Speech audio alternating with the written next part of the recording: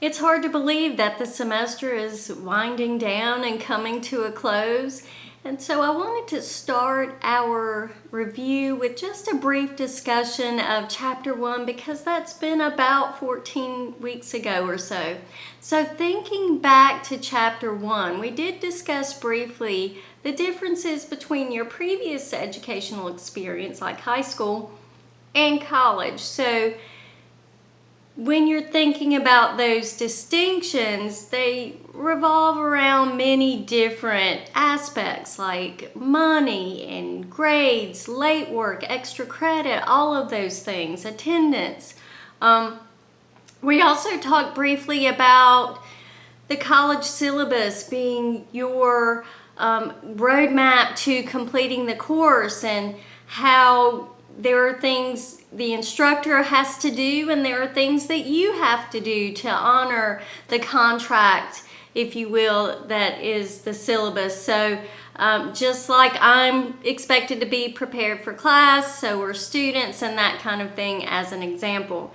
We did talk briefly about important Wake Tech policies and procedures. And so when you transfer, it will be equally important to be aware of your university's policies and procedures. So we talked about attendance, right? And there's a difference between dropping a class at the beginning of the semester before the end of the drop deadline and withdrawing from a course. So if you remember, dropping a course by the deadline, you can get some money back. It won't impact your GPA because that never appears on your transcript. Nobody knows going forward that you even registered for that class. Once we get past the drop deadline though, if a student is withdrawn for whatever reason, and sometimes students initiate that withdrawal themselves, then a W is going to occur, and a withdrawal or a W is the grade that's assigned on the transcript if a student withdraws from a course up until the 60% point of the semester. So between that drop deadline and the 60% point of the semester, if a student stops attending or wants to withdraw for whatever reason, then a W is the grade that's assigned on the transcript. A W does not impact a student's GPA. It could cause financial aid to be recalculated though, so that's something to always check on. If a student withdraws from a class after the 60% point of the semester, then what appears on the transcript is a WF. And as we know, a WF is going to function the same way as an F, so it'll impact GPA negatively, and it could impact financial aid going forward.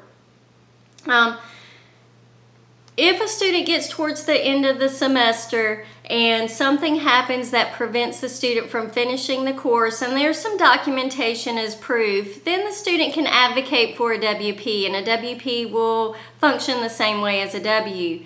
My disclaimer, of course, is that due to COVID-19, we aren't giving WFs this semester. And that's only for this semester as far as I know. But just know going forward that there are multiple academic deadlines to keep up surrounding dropping a course and withdrawing from a course.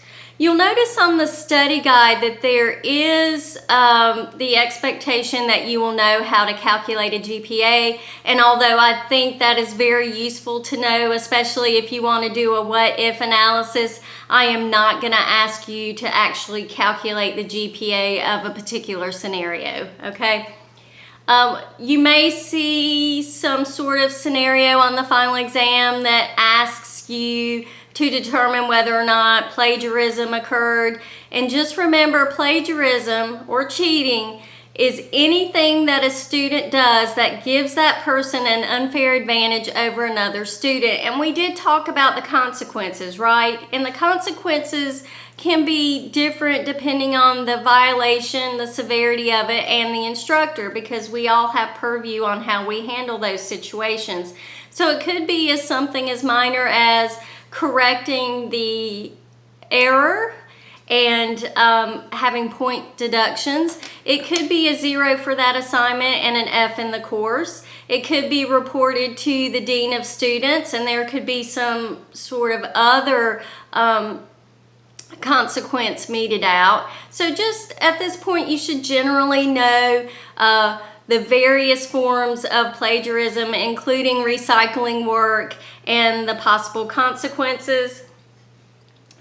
We also talked about financial literacy, and remember, with financial literacy, that's just the ability to set and meet financial goals. And we talked a little bit about the different types of financial aid. So you have grants, loans, scholarships, and work study.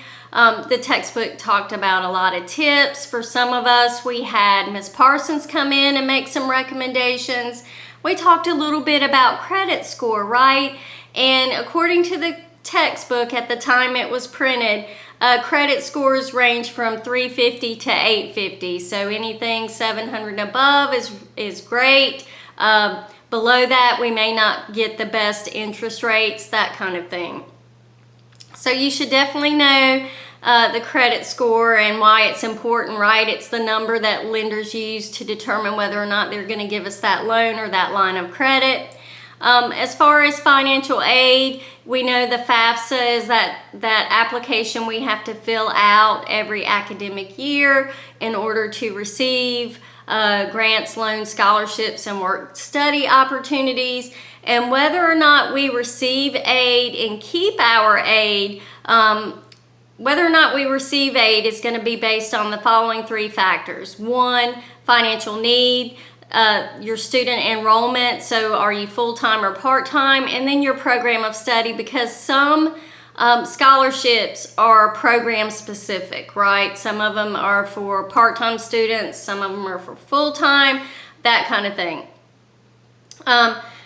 So in order to keep financial aid, there's something that we all have to meet, and that's satisfactory academic progress. So remember, there are three things that the financial aid looks at to see whether or not we are still eligible to keep receiving financial aid. One, they look at overall GPA, so that has to at least be a C or a 2.0. They look at how many credits we signed up for and how many of those we actually completed for that semester or that academic year. And this is where withdrawals can cause us some trouble, because if we were registered for a certain number of hours once the drop deadline passed and we didn't complete at least 67% of those total credit hours, then we will lose funding.